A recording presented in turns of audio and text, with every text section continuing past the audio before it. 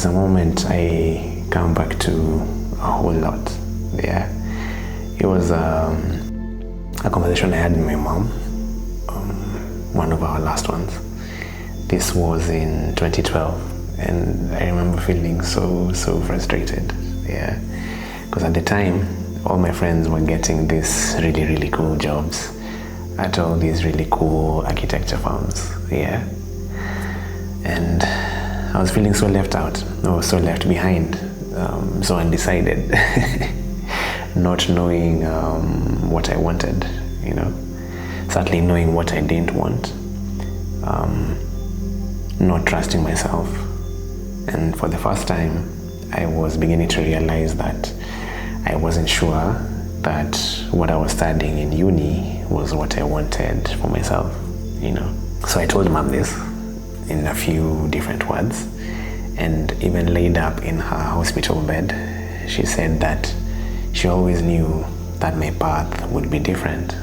Yeah, and with that difference there would come a set of challenges that no one could prepare me for. But she also said that the journey was mine. It was mine to take. Yeah, and I didn't fully understand this back then, but I think this room became my answer to that journey. This space didn't start as a studio. It started as a spare room that my dad let me start dreaming in. One chair, one borrowed desk, one confused kid with a dream he couldn't name yet. I started my first business in here with my best friend. No real plan, just late nights, big ideas, and pure belief, you know. And somehow, through all the versions of me that passed through this room, it stuck. Yeah, and so did the dream. But this space didn't transform all at once. It evolved so slowly. It's like in chapters, like a book. Yeah, a gray table lamp in 2017, moving things around when life felt stuck. Painting the walls a color called Flint Black. That somehow turned out to be jungle green. I was so disappointed. I was like, what? I love black so much, but I kept it. I still kept it, you know. I designed and framed something that captured what the last 15 years of my life felt like. Then I called it The Search for a Meaningful Life. It was inspired by Viktor Frankl's book, and I hung it near my desk as a reminder, you know, to keep searching, to keep asking, and to keep building. It even evolved into what I call my newsletter now. Then there was a night we built my dream PC. Wow. Oh man, my fiance, my little sister, my boys who are basically my family. Yeah, and that night it felt like all the years of blindly believing in this creative dream were starting to come true. Each cable, each component we placed, each tiny little detail, it wasn't just tech, it became proof that I was done waiting to be ready, and that the ones I loved believed in me to chase this dream to its very end.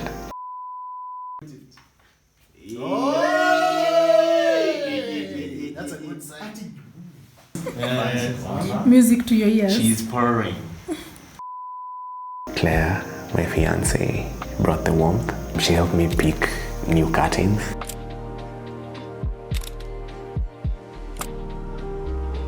Brought in decor from her business, the Decor Manor, and her taste is just next level. Yeah, and that's when this space started to feel how I'd always wanted it to. Grounded, like home, warm, inviting, calm, like me. Then in 2024, I decided to start from scratch. I measured everything afresh, made a Pinterest board, mocked up the entire studio in SketchUp with desk, shelves, lighting, and layout.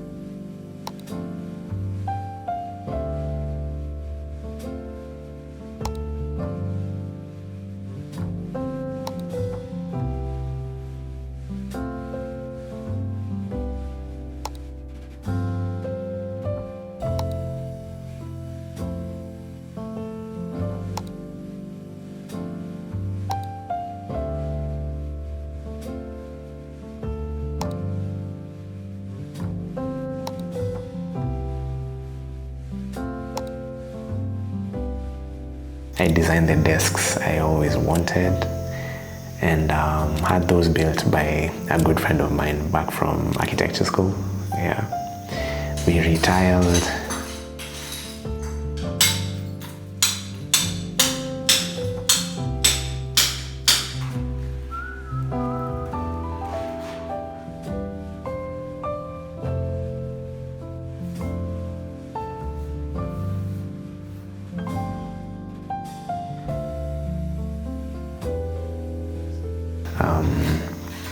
Fixed some ceiling leaks.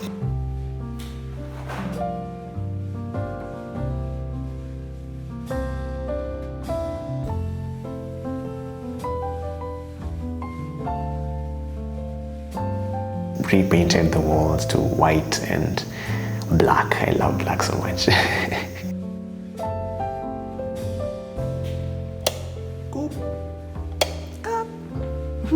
Mounted the shelves, got the custom desks delivered. Then came the lighting. Yeah, I love warm light so much. Yeah, so IKEA lamps. I got in a Govee lamp. They're all soft, warm, and calm. Yeah, because again, I'm obsessed. I'm very, very obsessed with warm lighting. I think Claire can tell you. It changes the way a room feels. I like to walk in and feel like I'm home, like I'm being invited. You know. It changes the way I feel in it. And the shelf, every single piece on it tells a story.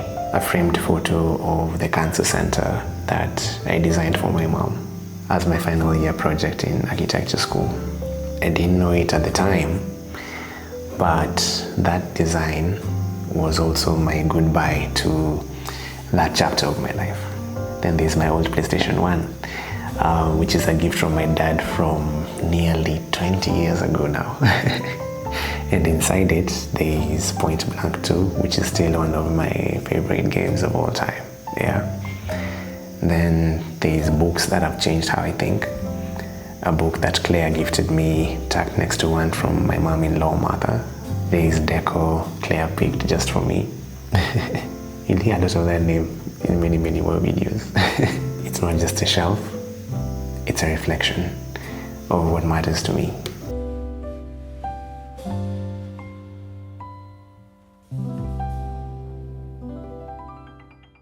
This is where I live. It's where I write, it's where I design, it's where I edit, it's where I work out, create, call Claire, watch shows and movies, read books that change me. It's the room I woke up in the day I proposed, you know.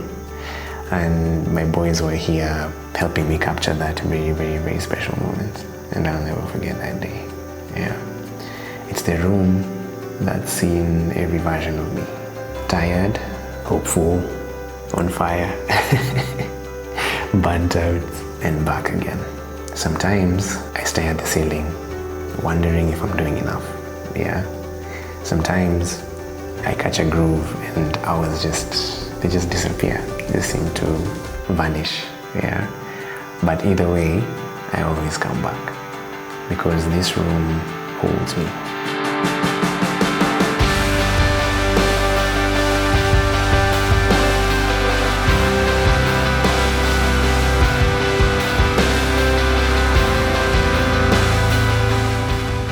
So it's not perfect. There's still a floor lamp I haven't bought yet. There's still speakers, a woofer, some cable management I haven't done yet. Cables are all over the floor like a spider web or something. Yeah.